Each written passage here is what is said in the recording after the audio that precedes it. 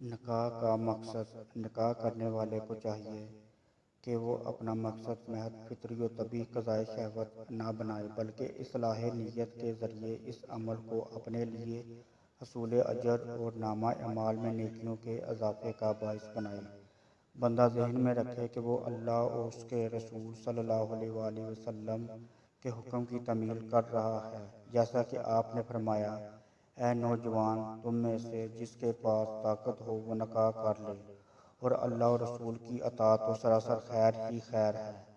امت کی تعداد میں اضافہ، کیونکہ امت مسلمہ میں اضافہ نبی کریم صلی اللہ علیہ وآلہ وسلم کو بہت محبوب و پسند تھا، اور امت کی نسل میں زیادتی اس کی قوت اور عزت کے اسباب میں سے ہے۔ اسی لیے شعیب علیہ السلام نے اپنی قوم سے کہا تھا، یاد کرو جب تم تھوڑے تھے تو اللہ تعالیٰ نے تمہیں کثرت تعداد عنایت کی۔ نیز اللہ تعالیٰ نے بنی اسرائیل پر ان الفاظ میں اپنا احسان جتلایا اور تمہیں تعداد میں زیادہ کر دیا۔ یہ بھی نیت ہو کہ نکاح آپ کی اور بیوی کی عزت و عصمت اور شرمگاہوں کی حفاظت کا ذریعہ بنے گا۔ نیز اس کے ذریعے آپ کی اور اہلیہ کی نظریں محفوظ رہیں گی، آپ دونوں بے وجہ برے خیالات اور حرام افعال کے ارتکاب سے بچ جائیں گے۔ نکاح اولاد کے حصول کا ذریعہ ہے، اور اگر اولاد نیک ہو تو اس کا ہر عمل والدین کے نامہ اعمال میں ثواب کا اضافہ کرتا جاتا ہے۔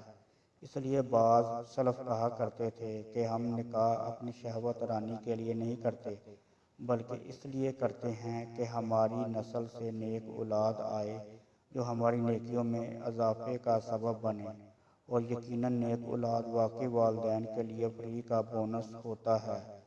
اولاد کوئی نیک عمل کرتی ہے، والدین بیٹھے بٹھائے ثواب سمیٹ لیتے ہیں، اور کبھی تو ایسا ہوتا ہے کہ اولاد میں سے کوئی علم و عمل میں اپنے والدین سے آگے بڑھ جاتا ہے، اور ایسے والدین نیکیوں کے معاملے میں اصل سے زیادہ سود کا فائدہ اٹھا لیتے ہیں۔ اللہ تعالیٰ ہماری نیکیوں کے ثواب میں ہمارے والدین کو شامل فرمائے، آمین۔